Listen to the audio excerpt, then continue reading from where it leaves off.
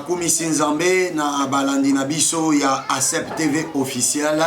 Tika nzambe ya lola apambola bino na pamboli frère Crey réalisateur nangai. Tika nzambe ya lola akanisela pour un avenir meilleur.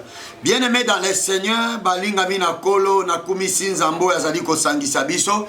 Lelo tokutani lisusu na émission na biso oyo tozali kolobela l'école de guerre de Dieu. L'école de guerre de Dieu, c'est une mission pour équiper le peuple de Dieu. Tous on a pour équiper le peuple de Dieu na connaissance et la parole de Dieu. Enfin que monguna na biso satana azala na makoki mon côté ya kosakana na biso parce que lelo bana nzambe ebele après avoir cru en Jésus-Christ azali koyeba même pas comment se défendre na kati ya makambo na nzambe, azali même pas koyeba lolenge ya ye ko attaquer monda molili na tango bazali ko menacer to ko déranger vie na ye. Bien-aimé dans le Seigneur, tango tozali kolobela l'école de guerre de Dieu, tozali kosimba teme na biso munene tolobela ka mikolo nyonso le bellicisme.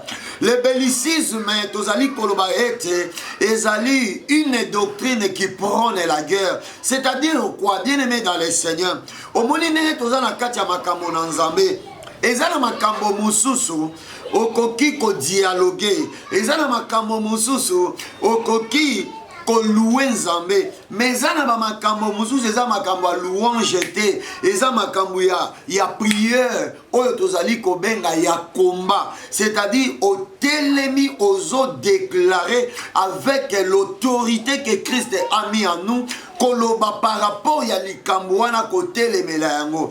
Ce n'est pas pour rien la Bible dit résistez au diable, il fuira loin de vous. Bien-aimé dans le Seigneur, par rapport ya message ya lelo na kolinga kopesa ba verset biblique oyo ekosala ete o comprendre nzambe akelayo na allure nini, nzambe akelayo na autorité nini. C'est pour cela, bien-aimé, tango zotanga Bible okoya komona ete eza na ba verset oyo nzambe atie uniquement pour na kopesa biso pouvoir, uniquement pour na kovandisa autorité na ye kati na biso. Il suffit ka koyeba connaissance wana et kozala difficile ba sakana na yo. Bien-aimé dans le Seigneur, bellicisme ezali connaissance oyo ezali ko armer biso par rapport ya babitumba otozana yango. Ce n'est pas pour rien Yesu azoloba na Matthieu chapitre 10 parce que yango déjà verset de base na biso na Matthieu chapitre 10 verset na yango 16 to sauter na 34 soko tangi ba version na okoya komona ete eza état d'esprit oyo Yesu abandaki kokotisa ba yekoli na ye tango bakokende kote ya évangile, peut-être bakokutana na babitumba. Yesu asa yebaki ke bakokutana na ba loup sauvage, bakokutana na bato baza na ba nature ya ba espèce ya banyama oyo bakoluka lokola kobundisa bango, et c'est pour cela Yesu armaki bango apesaki bango épée. Bien-aimé, tokotanga Proverbe chapitre nango 30 verset na yango 29 tobandi kokita tina 31 okoya komona ke makambo oyo nzambe aloba na kati ya Biblia, même oyo Salomon a utilisé comme langage moko typique tango alobela makambo wana abandaki kolinga ko faire comprendre mutu ete a lire nini oyo nzambe akelaye et lolenge nini pe mutu esengeli a comprendre consciemment oyo ezali pouvoir na ye. Proverbe chapitre 29 verset na yango, Proverbe chapitre 30 verset 29 tokiti ti na 31. Bible lobi boye, il y a 3 qui ont une belle allure et 4 qui ont une belle démarche. Babandi na 30.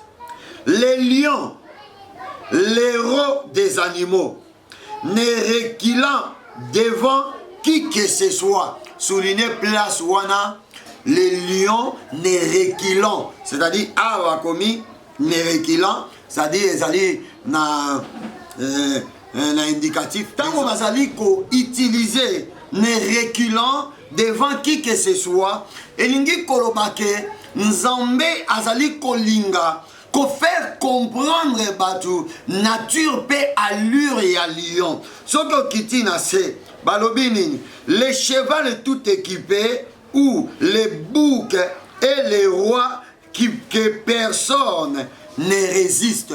Bien-aimé dans le Seigneur, ceux qui ont tangué déjà, okoya komona na connaissance oyo Salomon abandaki kolinga kobimisa allure moko, alingaki kobimisa pouvoir moko oyo eza na kati ya mutu oyo Nzambe akeli azopesa bango ba allure ya banyama ya koleya koloba na suka ke bazali lokola roi. C'est-à-dire quoi? Bien-aimé, au moni tant tozolobela bellicisme, tozolinga koyebisa yo ke en toi il y a un pouvoir, en toi il y a une autorité. Dieu a mis quelque chose en vous pour se défendre devant ba obstacle, devant biloko nyonso oyo ekoki kotelema pona kobundisa yo. Sokotali owa mona nini bazoloba ke lion azongaka nsima te. Bien-aimé, omoni ndenge ozawana yoza mutu te ke non devant un problème okomi kolela lela. Omoni tala David azoloba liloba moko alobi avec Dieu nous ferons des exploits. C'est-à-dire quoi? Tangu déjà oza na Nzambe c'est que ba obengami po osala ba exploit na ba bitumba nyonso ekoki kotelema na vie na yo. Tangu bazali koloba nini ke eza na banyama misatu to minei oyo bazana ba allure moko balingi koloba nini, c'est-à-dire botanga oyo ezali caractéristique ya banyama wana bazonga kasimate devant les combats. Bien-aimé dans le Seigneur, nazali ko déclarer yo oyo zali koyoka ngai esika nyonso ozali partout dans le monde ozolandanga tant que on comprend que tu as été créé dans l'allure royale et qu'on a la difficile à diriger et qu'on a la difficile à telemela bitumba et qu'on a la difficile yo osala eloko moko songolo pakala. C'est-à-dire quoi? Nzambe oyo akeli biso na ba allure ya pouvoir oyo ye atie kati na biso afin que eloko moko te eye bala ko soumettre biso na domination moko quelconque. Bien-aimé, omoni par rapport ya message oyo na lingio comprendre nini Nzambe nenga keli yo na kati na yo eza na pouvoir. Alors pouvoir wana eteravayaka kaka soko zui conscience ya koyeba ete nga naza mwana na Nzambe nazali héritier. Alors loko naza héritier et loko moko te koki ko semble nga difficile, il suffit na déclarer na ko vivre oyo nga na déclarer. Par exemple olobi nenga naza roi, c'est-à-dire roi aza na pouvoir ya ko faire exécuter loi moko to ordonnance moko songolo pakala oyo ye akoki ko déclarer na vie na ye. Bible ezoloba nini na psaume chapitre 115 psaume chapitre 115 verset nango 16 na sepelaka na verset oyo olimbisanga Bible eza un peu ya sika. Alors ezokangama makasi. Psaume chapitre 115 Psaume chapitre 115 sokotangi awa okoya komona nini oyo bazali kolobela biso. Verset nango 16. Psaume chapitre 115 verset 16. Que nous dit la Bible? Les cieux sont les cieux de Dieu, mais il a donné la terre au Fils de l'homme. Alléluia. C'est-à-dire, likolo ezali place ya Nzambe. Mais Nzambe apesi mabele na mwana na mutu. Nde na yokaka par rapport à ignorance ya batu misusu komona mutu azoloba nini ke mokili ezalaka ya Satan. Nulle part la Bible a déclaré que le monde, c'est-à-dire la terre appartient au diable.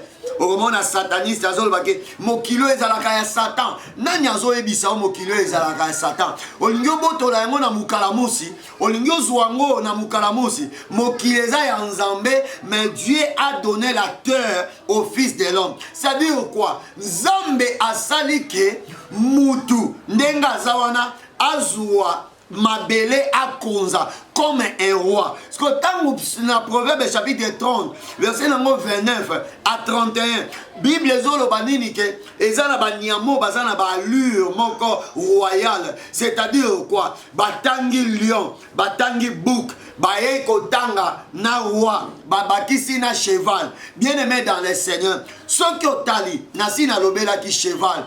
Cheval, Bible ezali koloba. Na mokanda Job chapitre na yango 39, na Job chapitre 38, 39. Bazolo bela ba animaux. Okomona batangi cheval, balobia banga kabitumba te. Or, tango bazolo bela cheval, eza cheval oyote, bazali kolobela mutu. C'est-à-dire quoi? Cheval nenga zalaka wana, pour que ne bitumba ou que bitumba ye mokote, il faut cavalier zala likolo na ye. C'est-à-dire mutu, oya kozala likolo na ye. Or, tango bazolo bela cheval, pe bazolo bela cavalier, cheval tozali komona eza mutu, to serviteur de Dieu, oyo Nzambe azo utilisé comme instrument. Cavalier, c'est le Seigneur Jésus-Christ. C'est-à-dire quoi? Yesu soki a maté yo comme cavalier, yoza comme cheval na ye. Kobanga te, bitumba nyonso ekotelemela yo, Yesu akolonga yango. C'est une personne qui a l'art de la guerre. C'est-à-dire quoi? Bien-aimé dans le Seigneur, ma soeur, na problème na yo, eza problème à kolelate, eza problème il y a téléma pe ordonné, téléma déclaré, téléma boya. Bible dit que votre oui soit oui, que votre non soit non. C'est-à-dire quoi? Ce qui décide que likambo est télémi, maladie est télémi, na vie nanga et kobomanga te parce que ngane nazawa malade il faut être sanga. Bien-aimé dans le Seigneur, malobo lobi ekoti kalande ngwana. Nazo ebisa moto moko azo passer na babitumba. Na ebisi ke ozali lion, lion zonga kasima bitumba te, lion zonga kasima te pona kobanga bitumba. Lion a atakaka poa na ye. Makambo eteleme lion ekolonga yote meyondo kolonga yango. Mais le problème est ozala conscient ma soeur et mon frère. Alléluia. Bien-aimé, talananu maloba apôtre Paul azali koloba. Royaume de Dieu ezali balembelete. Royaume de Dieu ezali abakibe bouté na lobarango chaque jour. Royaume de Dieu ezali abaki dondute. Ya bato ba mesana kobeta bango. Royaume de Dieu ezali ba plus que vainqueur.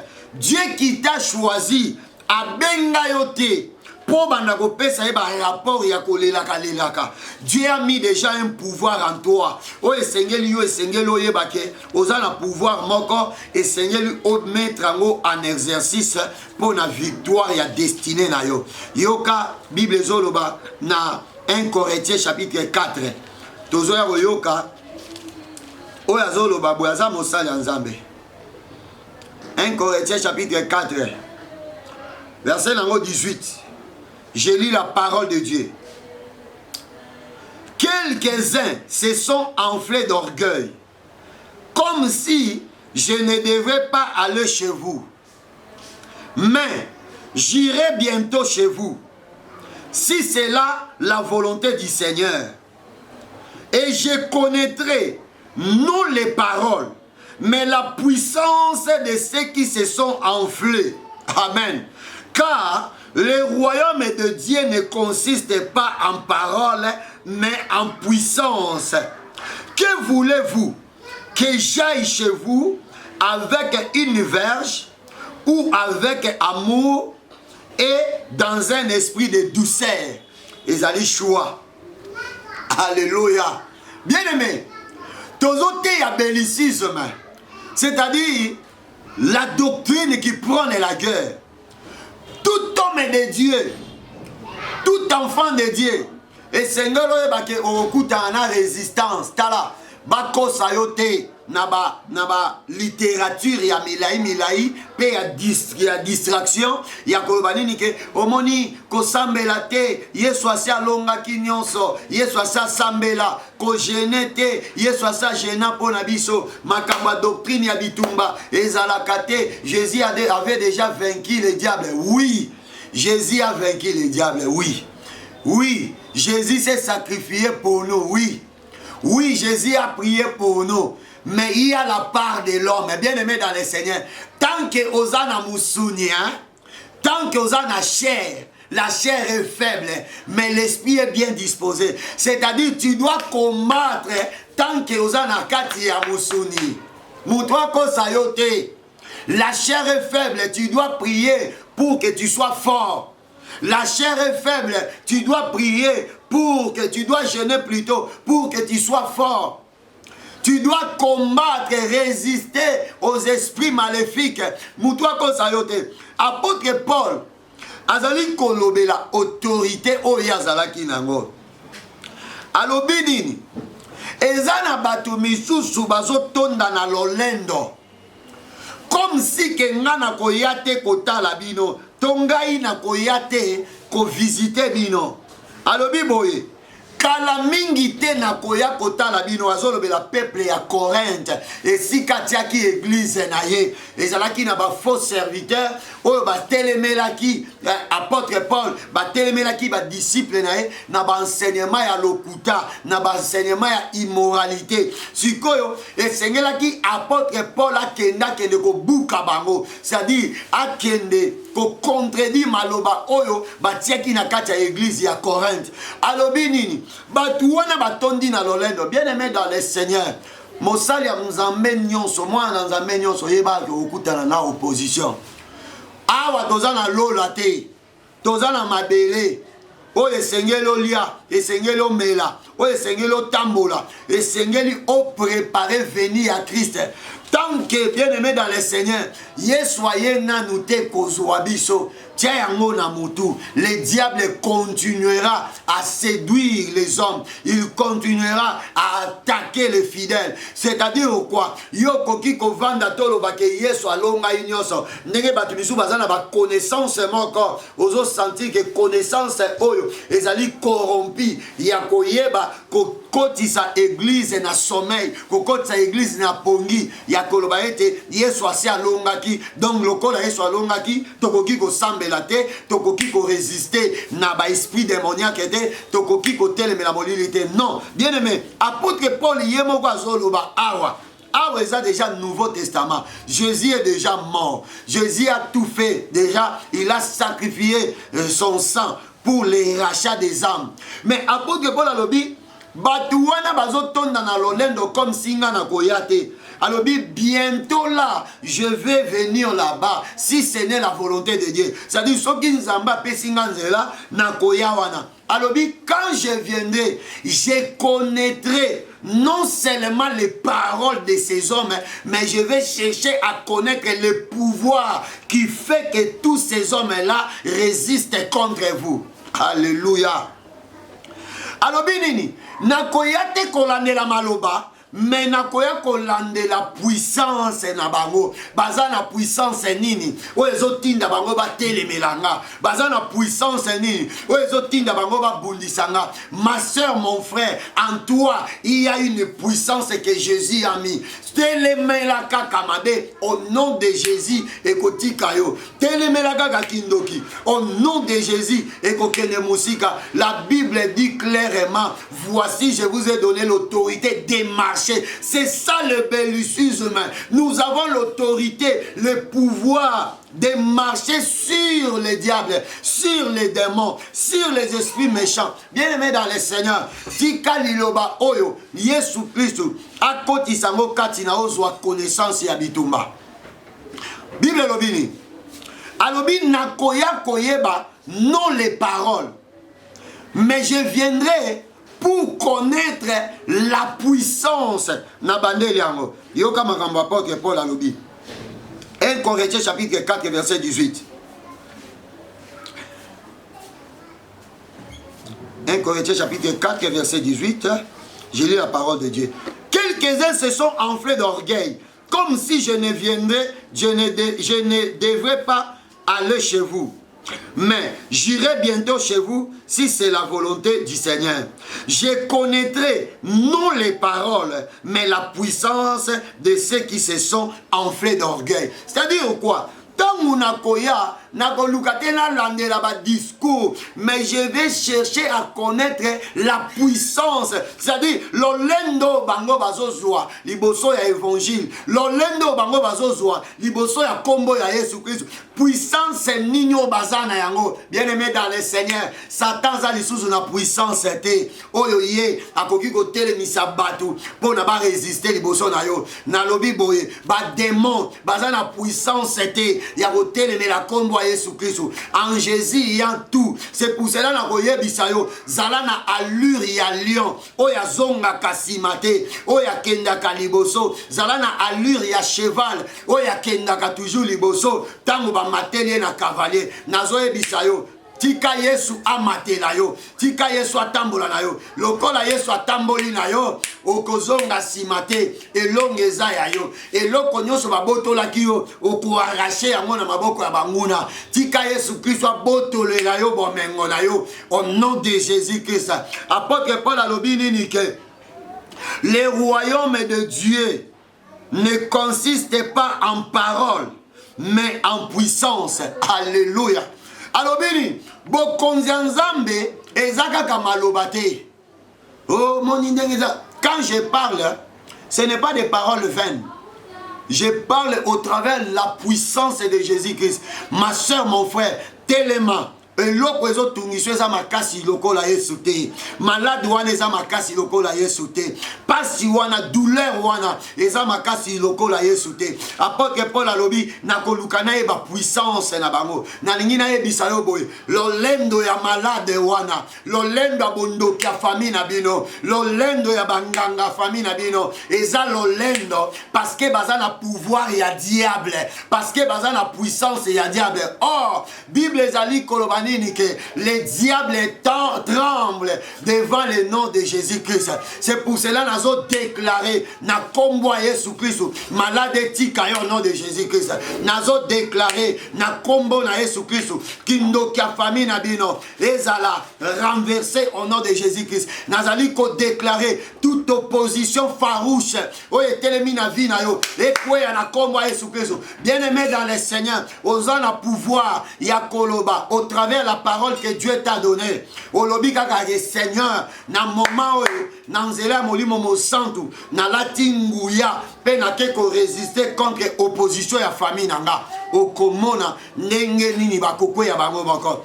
Apôtre Paul alobi na kolukana e ba puissance bazana yango. Or, le diable n'a pas le pouvoir devant Jésus. Attendez l'autre. La Bible dit qu'il y tremble devant le nom de Jésus. Devant le nom de Jésus, toute plante que Dieu n'a pas plantée, la plante est déracinée. C'est pour cela que l'ongoli molimo sur impudicité, sa vie na kombo Yesu Christ. Esprit nyonso ya masturbation na vie na yo koya na kombo Yesu Christ. Nyonso ya ba video ya mabe oyo yo talaka ememelaka kindumba na pikoli yango. Bible ezoloba ke toutes les plantes que mon père n'a pas plantées sera déracinée. Matthieu chapitre 15. Matthieu chapitre 15. Bien-aimé dans le Seigneur, tika Yesu Christ. Matthieu 15, 13. Yesu Christ a kota déraciné des morts dans la kombo Yesu Christ. Apôtre Paul a dit qui salobi boye. Nakoya.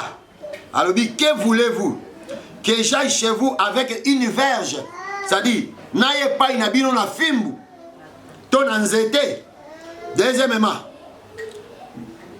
Ou avec amour. Et dans un esprit de douceur. Alobi bopona. Alobi na un anzete. Na un abolingo. Ton un esprit de douceur. Trois choses. Où l'apôtre Paul alobaki. Le coup la koya na puissance en Zambé. Akoluka yeba. Orgueil. C'est pour cela que vous avez mutualier kindoki.